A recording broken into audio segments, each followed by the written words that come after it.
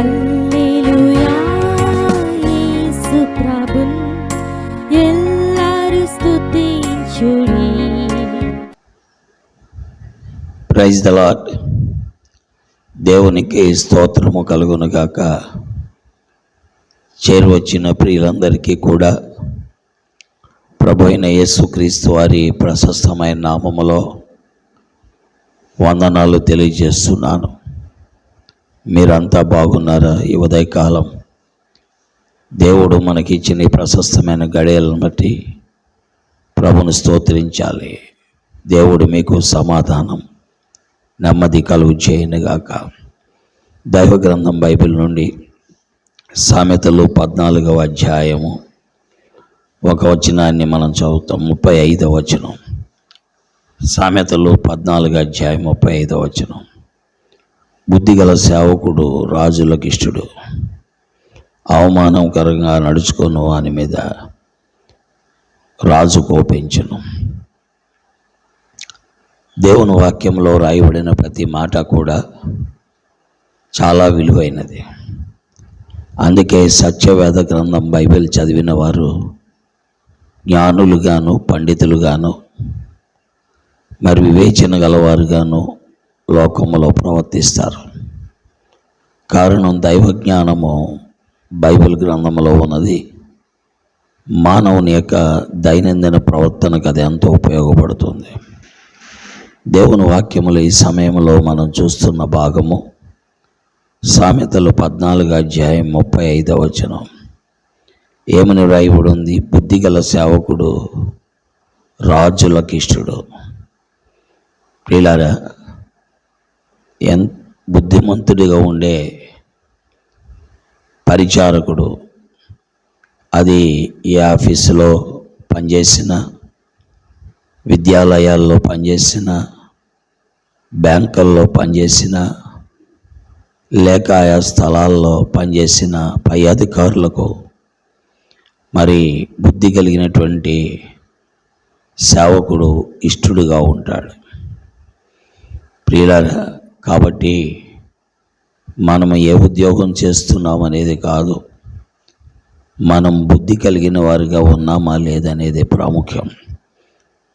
బుద్ధి కలిగి మనము పని చేయగలిగితే తప్పకుండా మన పై అధికారులు మనలను ఇష్టపడతారు.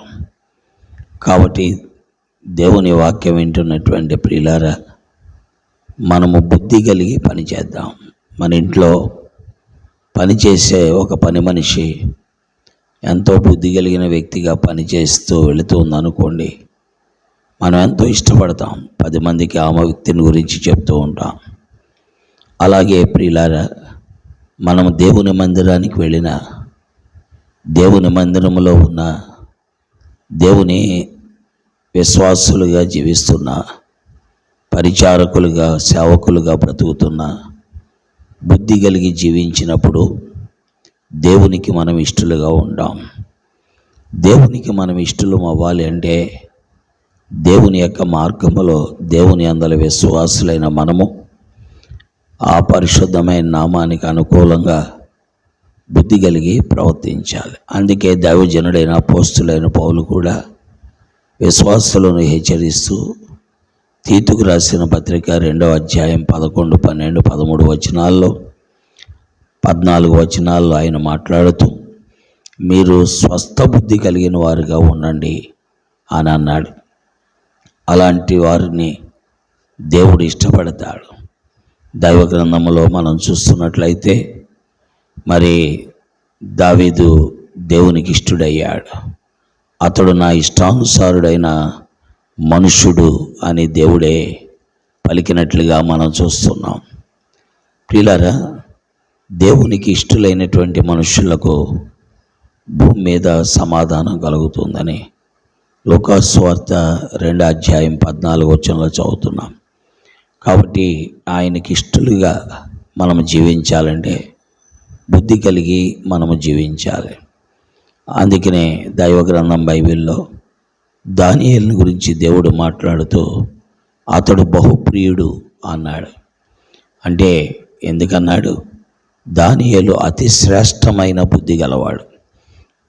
అందువల్ల దానియేలు పనిచేసే మరి రాజులందరూ నెబుకద్నెజర్, బెల్షాజర్, దర్యావేషు వీళ్ళందరూ గమనించినట్లయితే వీరంతా కూడా దానియేలుని ఇష్టపడ్డారు.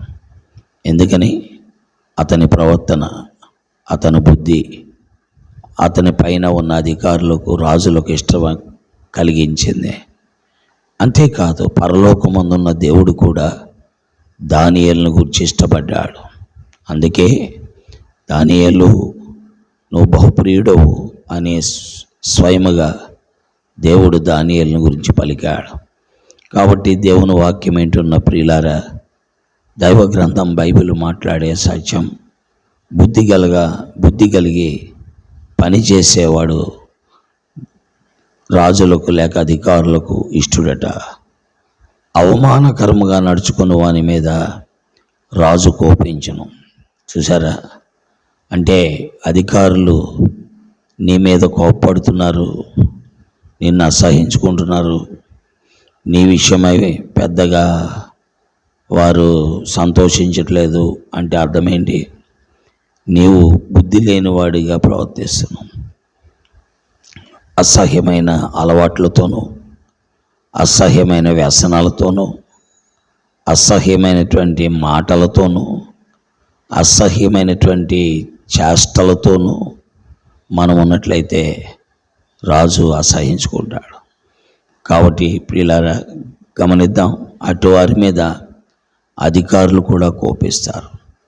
కాబట్టి భూమి మీద ఉన్న అధికారులకు, పరలోకమందున్న రాజులకు రాజు, ప్రభువులకు ప్రభువు, భూపతులకు అధిపతి అయిన యేసుక్రీస్తుకు మనము ఇష్టలుగా బ్రతకాలి అంటే మన జీవిత విధానమును మార్చుకోవాలి. యేసుక్రీస్తు ప్రభు సిలువకెక్కింది ఎందుకు అని అంటే మనము దేవునికి ఇష్టలుగా బ్రతకటానికే. పాపులమైన మనము పాపములు, అపరాధములు, అక్రమాలు, అవివేకము, బుద్ధిహీనత, అజ్ఞానము, అవివేకము కలిగిన మనలను చక్కదిద్ది మన ప్రవర్తన బాగు చేయటానికే ప్రభు అయిన యేసుక్రీస్తు వారు సిలువకెక్కారు. సిలువలో బలయ్యారు, రక్తము చిందించారు, చనిపోయి సమాధి చేయబడ్డారు. ఎవరు ఆయన నామమందు విశ్వసిస్తున్నారో వారు బాగుపడుతున్నారు. కాబట్టి వాక్యం ఏంటున్న ప్రియులారా, భూమి మీద ఉన్న రాజులకు, పరలోకమందున్న దేవునికి మనం ఇష్టలుగా ఉండాలంటే ఆ క్రీస్తు ప్రభువును నమ్మిన దావీదు వలె, దానియేలు వలె మనం ఉన్నప్పుడు తప్పకుండా అలాంటి భాగ్యమును మనం పొందగలం. దేవుడి మాటలు మన మధ్యలో దీవించి ఆశీర్వదించునుగాక. ఆమేన్. ప్రేమలేని మా తండ్రి, పరిశుద్ధుడు అయిన నమ్మకమైన మా దేవ, నీ వాక్కు ప్రజల మధ్యలో ముద్రించి ఆశీర్వదించి ఫలితాల్లోకి తీసుకురమ్మని, మీరే మహిమ పొందమని యేసుక్రీస్తు వారి అద్వితీయ నామములో స్తోత్రించి ప్రార్థిస్తున్నాం తండ్రి. ఆమేన్. ప్రజలాడండి. దేవుడు మిమ్మల్ని దీవించి ఆశీర్వదించునుగాక. చంద్రులారాయిలా దేవుని స్తుతించుడి, హృదయమును వెలిగించిన యేసుని స్తుతించుడి.